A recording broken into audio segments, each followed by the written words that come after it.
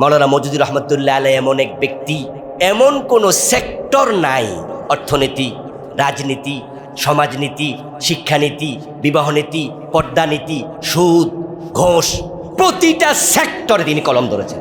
আশ্চর্য এক লেখক। এই জন্য কিছু ভাই মাওলানা মওদুদীর নাম শুনলেই অ্যালার্জির মতো চুলকানো শুরু হয়। তার লিখা বই পৃথিবীর অনেক বিশ্ববিদ্যালয়ের পাঠ্যসূচির অন্তর্গত। তার লিখা বই সম্ভবত ৪৭টি ভাষায় অনুদিত হয়েছে, যতটুকু আমি জানি। গত সপ্তাহে আলী মোহাম্মদ সাল্লাবি, ডক্টর আলী মোহাম্মদ সাল্লাবি, লিবিয়ার বর্তমান বিশ্বের বড় আলেমদের একজন, ডক্টর আলী মোহাম্মদ সাল্লাবি বেঁচে আছেন। বর্তমান পৃথিবীর যারা ওয়ান ক্লাস আলেম তাদের একজন।